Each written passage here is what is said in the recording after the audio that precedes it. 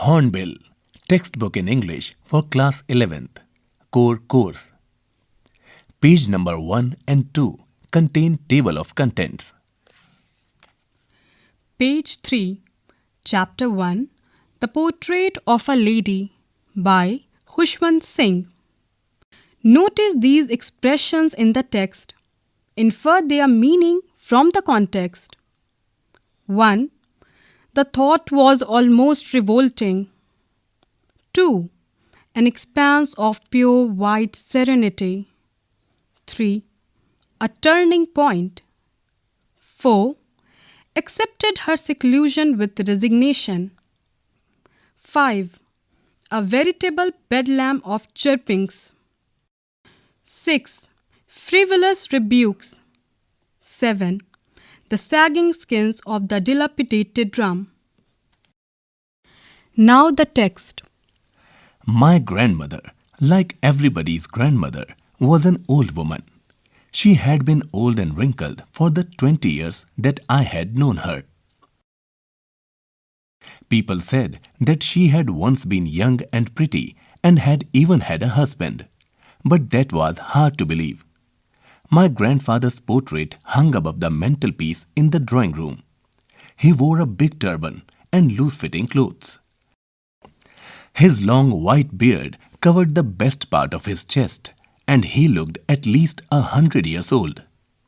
He did not look the sort of person who would have a wife or children. He looked as if he could only have lots and lots of grandchildren. As for my grandmother being young and pretty, the thought was almost revolting. She often told us of the games she used to play as a child. That seemed quite absurd and undignified on her part, and we treated it like the fables of the prophets she used to tell us. She had always been short and fat and slightly bent. Her face was a crisscross of wrinkles running from everywhere to everywhere. No, we were certain she had always been as we had. Page 4. Old, so terribly old that she could not have grown older, and had stayed at the same age for 20 years. She could never have been pretty, but she was always beautiful. She hobbled about the house in spotless white, with one hand resting on her waist to balance her stoop, and the other telling the beads of her rosary. Her silver locks were scattered untidily over her pale, puckered face, and her lips constantly moved in inaudible prayer. Yes, she was beautiful. She was like the winter landscape in the mountains, an expanse of pure white serenity, breathing peace and contentment. My grandmother and I were good friends. My parents left me with her when they went to live in the city, and we were constantly together. She used to wake me up in the morning and get me ready for school. She said her morning prayer in a monotonous sing-song while she bathed and dressed me in the hope that I would listen and get to know it by heart. I listened because I loved her voice, but never bothered to learn it. Then she would fetch my wooden slate, which she had already washed and plastered with yellow chalk, a tiny earthen ink pot, and a red pen, tie them all in a bundle, and hand it to me. After a breakfast of a thick stale chapati with a little butter and sugar spread on it, we went to school. She carried several stale chapatis with her for the village dogs. My grandmother always went to school with me because the school was attached to the temple. The priest taught us the alphabet and the morning prayer, while the children sat in rows on either side of the veranda singing the alphabet or the prayers in a chorus. My grandmother sat inside reading the scriptures. When we had both finished, we would walk back together. This time, the village dogs would meet us at the temple door. They followed us to our home, growling and fighting with each other for the chapatis we threw to them. When my parents were comfortably settled in the city, they sent for us. That was a turning point in our friendship. Although we shared the same room, My grandmother no longer came to school with me. I used to go to an English school in a motor bus. There were no dogs in the streets, and she took to feeding sparrows in the courtyard of our city house. As the years rolled by, we saw less of each other. For some time, she continued to wake me up and get me ready for school. When I came back, she would ask me what the teacher had taught me. Page number 5.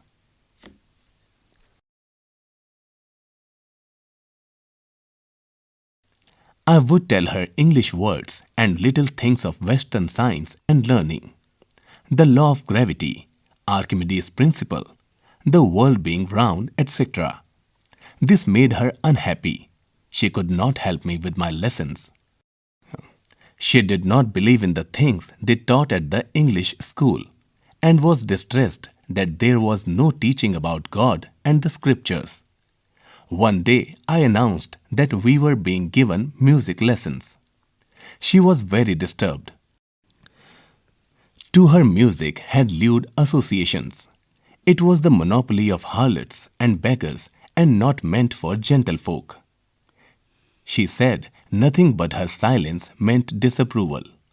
She rarely talked to me after that. When I went up to university, I was given a room of my own. The common link of friendship was snapped. My grandmother accepted her seclusion with resignation. She rarely left her spinning wheel to talk to anyone. From sunrise to sunset, she sat by her wheel, spinning and reciting prayers. Only in the afternoon she relaxed for a while to feed the sparrows. While she sat in the veranda, breaking the bread into little bits, hundreds of little birds collected round her, creating a veritable bedlam of chirpings. Some came and perched on her legs, others on her shoulders. Some even sat on her head. She smiled but never shooed them away. It used to be the happiest half hour of the day for her. When I decided to go abroad for further studies, I was sure my grandmother would be upset. I would be away for 5 years. And at her age, one could never tell, but my grandmother could. She was not even sentimental. She came to leave me at the railway station, but did not talk or show any emotion. Her lips moved in prayer. Her mind was lost in prayer. Her fingers were busy telling the beads of her rosary. Silently, she kissed my forehead, and when I left, I cherished the moist imprint as perhaps the last sign of physical contact between us. But that was not so. After 5 years, I came back home and was met by her at the station. She did not look a day older. She still had no time for words, and while she clasped me in her arms, I could hear her reciting her prayers. Even on the first day of my arrival, her happiest moments were with her sparrows, whom she fed longer and with frivolous rebukes. In the evening, a change came over her. She did not pray. She collected the women of the neighborhood, got an old drum, and started to sing. For several hours, she thumped the sagging skins of the dilapidated drum and sang of the homecoming of warriors. Page 6. We had to persuade her to stop to avoid overstraining. That was the first time since I had known her that she did not pray. The next morning she was taken ill. It was a mild fever, and the doctor told us that it would go. But my grandmother thought differently. She told us that her end was near. She said that, since only a few hours before the close of the last chapter of her life, she had omitted to pray, she was not going to waste any more time talking to us. We protested, but she ignored our protests. She lay peacefully in bed, praying and telling her beads. Even before we could suspect, her lips stopped moving and the rosary fell from her lifeless fingers. A peaceful pallor spread on her face, and we knew that she was dead. We lifted her off the bed and, as is customary, laid her on the ground and covered her with a red shroud. After a few hours of mourning, we left her alone to make arrangements for her funeral. In the evening, we went to her room with a crude stretcher to take her to be cremated. The sun was setting and had lit her room and veranda with a blaze of golden light. We stopped halfway in the courtyard.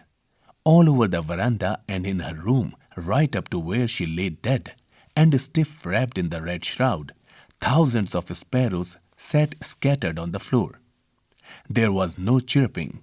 We felt sorry for the birds, and my mother fetched some bread for them. She broke it into little crumbs, the way my grandmother used to, and threw it to them. The sparrows took no notice of the bread. When we carried my grandmother's corpse off, they flew away quietly. Next morning, the sweeper swept the breadcrumbs into the dustbin. Now, understanding the text. Mention 1. The 3 phases of the author's relationship with his grandmother before he left the country to study abroad. 2. 3 reasons why the author's grandmother was disturbed when he started going to the city school.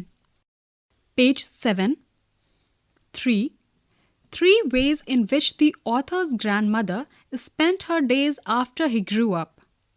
4. The odd way in which the author's grandmother behaved just before she died. 5. The way in which the sparrows expressed their sorrow when the author's grandmother died. Talking about the text. Talk to your partner about the following. 1. The author's grandmother was a religious person. What are the different ways in which we come to know this? 2. Describe the changing relationship between the author and his grandmother. Did their feelings for each other change? 3. Would you agree that the author's grandmother was a person strong in character? If yes, give instances that show this. 4. Have you known someone like the author's grandmother? Do you feel the same sense of loss with regard to someone whom you have loved and lost? Thinking about language. 1. Which language do you think the author and his grandmother used while talking to each other? 2. Which language do you use to talk to elderly relatives in your family? 3. How would you say a dilapidated drum in your language? 4. Can you think of a song or a poem in your language that talks of homecoming? Working with words. Notice the following uses of the word tell in the text. 1. Her fingers were busy telling the beads of a rosary. 2. I would tell her English words and little things of Western science and learning. 3. At her age, one could never tell. 4. She told us that her end was near. Page 8. Given below are 4 different senses of the word tell. Match the meanings to the uses listed above. 1. Make something known to someone in spoken or written words. 2. Count while reciting. 3. Be sure. 4. Give information to somebody. First, notice the following uses of the word tell in the text. Second, notice the different senses of the word take. Number 1. To take to something. To begin to do something as a habit. 2. To take ill. To suddenly become ill. Locate these phrases in the text and notice the way they are used. Third, the word hobble means to walk with difficulty because the legs and feet are in bad condition. Tick the words in the box below that also refer to a manner of walking. The words are haggle, shuffle, stride, ride, waddle, wriggle, paddle, swagger, trudge, slog. Noticing form. Notice the form of the verbs italicized in these sentences. 1. My grandmother was an old woman. She had been old and wrinkled for the 20 years that I had known her. People said that she had once been young and pretty, and had even had a husband, but that was hard to believe. In this sentence, had been, had known, had once been, had even had, has been italicized. 2. When we both had finished, we would walk back together. In this sentence, had finished has been italicized. 3. When I came back, she would ask me what the teacher had taught me. In this sentence, had taught has been italicized. 4. It was the first time since I had known her that she did not pray. In this sentence, had known has been italicized. 5. The sun was setting and had lit her room and veranda with a golden light. In this sentence, had lit has been italicized. These are examples of the past perfect forms of verbs. When we recount things in the distant past, we use this form. Page 9. Things to do. Talk with your family members about elderly people whom you have been intimately connected with and who are not there with you now. Write a short description of someone you liked a lot. Notes. Understanding the text. The tasks cover the entire text and help in summarizing the various phases of the autobiographical account and are based on the facts presented. Ask the students to read the text silently, paragraph by paragraph, and get a quick oral feedback on what the main points of each are. For example, Para 1, description of grandmother and grandfather's photograph. At the end of the unit, ask students to answer the comprehension questions first orally and then in writing in point form. For example, when he went to the village school, city school, or university. Talking about the text. Peer interaction about the text is necessary before students engage in writing tasks. The questions raised in this section elicit subjective responses to the facts in the text and also open up possibilities for relating the events to the reader's own life and establish the universality of the kind of relationship and feelings described in the text. Thinking about language. The questions here try to make the reader visualize the language that must have been used by the author and his grandmother. Think about their own home language. Page 10. Find equivalents in their language for English phrases. Relate to songs with emotional import in their own language. Working with words. Highlight different uses of common words like tell and take, words used for different ways of walking, and semantically related word groups. You could add to the items by using the dictionary for vocabulary enrichment. Noticing form. Make students notice the use of the past perfect form of the verb that frequently appear in the text to recount the remote past. You could practice the form with other examples. Things to do. Relating the topic of the text to the reader's real-life experience. writing about a person who one holds dear. You were just listening to this chapter.